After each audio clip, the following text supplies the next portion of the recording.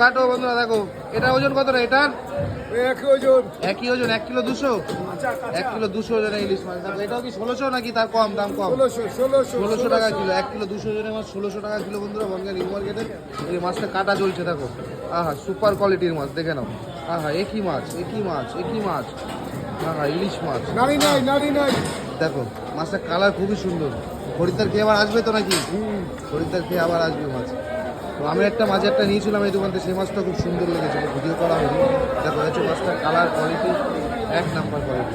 একটাই ডিম আছে একটাই ডিম নেই, তাই তো? তো এই বলতে দেখো এই মাছটায় ডিম নেই, ডিম ছাড়া মাছ এটা।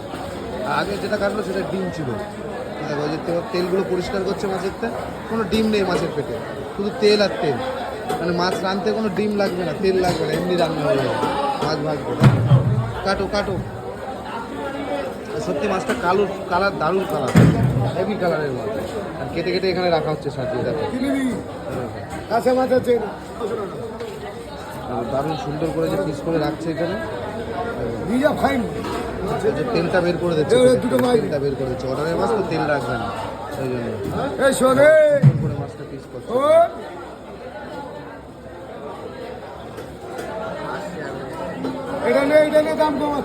তাড়াতাড়ি পিস করো, একটু তাড়াতাড়ি করো।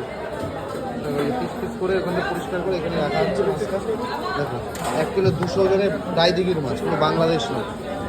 দেখে না ওই হচ্ছে লেজাটা বাদ চলে গেলো, এই যে পিস দেখো দারুণ সুন্দর করে যে পিস করে গেছে। হচ্ছে মাথা খন্ড করতাম, মাথাগুলো টুকরো করতাম। দেখো ওই যে মাথাটা কাটা হচ্ছে।